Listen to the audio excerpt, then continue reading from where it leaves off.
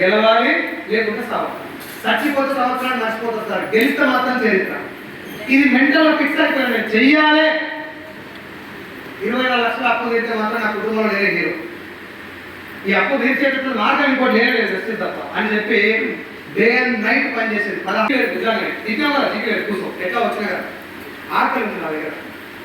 చనిపోయే లోపల గెలవాలి. నా భార్య పిల్లలకి ఏదైనా ఒక అసెట్ క్రియేట్ చేయాలి. నేను లేకపోయినా నేను లేని లోటు తప్ప నా భార్య డబ్బుల లోటు కనబడకూడదు. నన్ను చేసుకోవడం వల్ల ఇది వచ్చిందని చెప్పి నా భార్య ఫీల్ అవ్వకూడదు. నా కడుపులో పుట్టలేదు అని చెప్పి నా పిల్లలు బాధపడదు. అంటే ప్రాణాలు పనంగా పెట్టి పోరాడాలి. నాకు జాబ్ రాలేదు సార్, కానీ ఏమంటారు పోరాడేటటువంటి అది ఇచ్చింది మా నాన్న. నాకు ఇచ్చిన ఆస్తి ఒకటే. నేను ఇంటర్వ్యూ పోతే ఆస్తి ఎందుకు చెప్పానంటే నా దగ్గర టాలెంట్ లేదు, కమ్యూనికేషన్ లేదు, ఈ స్కిల్స్ ఏం లేవు. కానీ ఒకటే ఒక లైన్ ఏంటంటే గెలవాలి, నిలబడాలి. పోరాడితే పోయేది ఏం లేదు. బాంటి సంఖ్యలు తప్ప అని అన్నారు కదా, నేను బాంటి సంఖ్యల గురించి మాట్లాడుతున్నా. పోరాడితే పోయేది ఏం లేదు, మన పేదరికం తప్ప. ఒక రోజు అదే మనకు ఎంఎస్ఆర్ గారు మీటింగ్ పోతే లగ్జరీస్ గురించి ఏ రోజు మాట్లాడాలి. మన కార్లు కొనాలి, బిల్డింగ్లు కొనాలి, బాగా లేదు. మన కుటుంబానికి భద్రత ఇవ్వాలి.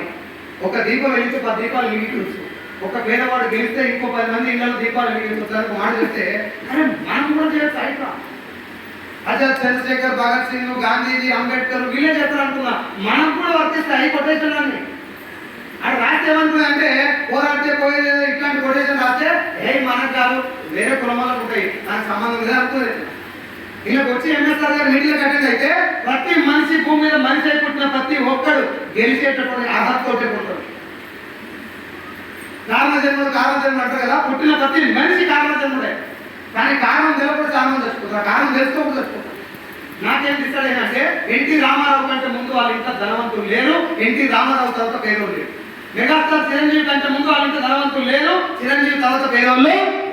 నా ఇంట్లో నాకంటే ముందు ధనవంతులు లేరు, నా తర్వాత పేదరికం రాదు, నేను రాని అని ఫిక్స్ అయిపోయింది.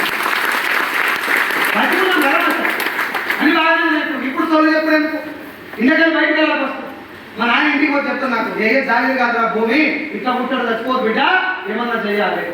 కాయం కొట్టుకొచ్చినాడు కొట్టకపోతురా గాలికి, ప్రాణం లేని వస్తువు లెక్క బతుకోదు బిడ్డ, నిన్ను ప్రపంచానికి పరిచయం చేస్తానుకో చనిపోయే శ్వాస వరకు పని చేయాలి. ఇది మా నాన్న నాకు చెప్పే మాట. 70 ఏళ్ళ వయసు మా నాన్న. నేను ఇంటికి పోయి నాయన నాకు 5 లక్షలు వస్తున్నాయి, నువ్వు ఇంట్లో ఉన్నా అంటే నీ 5 లక్షలు ఇయ్యే నాయ. ఇంకో గంట అయితే నా ప్రాణం పోతానంటే కూడా నేను పని చేసుకుంటే చచ్చిపోవాలి బిడ్డ. అది మనిషికి ఇచ్చినటువంటి విలువ.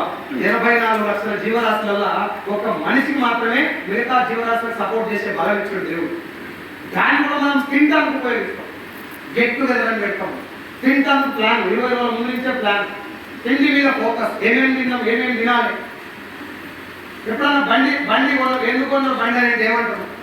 బండి ఎందుకు కొన్నా అంటే పెట్రోల్ వస్తాను కొన్నాడు అంటారా సార్? కానీ మనిషి మాత్రం కేవలం తినడానికే పుట్టిన పుట్టారు. మెజారిటీ జనాలు అలా నేను కూడా ఉన్నాను, నో డౌట్ నేను కూడా ఉన్నాను. మీటింగ్లకు వచ్చినాక ఈ బిజినెస్కి వచ్చినాక ఇక్కడ మా ఆయన చిన్నప్పటి నుంచి అయ్యమని చెప్పారు, కానీ అప్పుడు ఆనలేదు. ఈ బిజినెస్లోకి వచ్చిన తర్వాత నేను తలుచుకుంటే కూడా ఏమన్నా చేయొచ్చు అని నేను అనుకున్నాక ఇప్పుడు మా నాన్న మాట నాకు అర్థమైంది. మనిషి పుట్టకు ఉత్తగా రాలేదు, అందరి దగ్గర గెలిచేటటువంటి బలం ఉంది. ఆ బలాన్ని బయటికి తీయాలి. అమ్మా నేను ఏం మాట్లాడుతున్నారు అంటే లేదు కాదు, మాట్లాడుతున్నాను.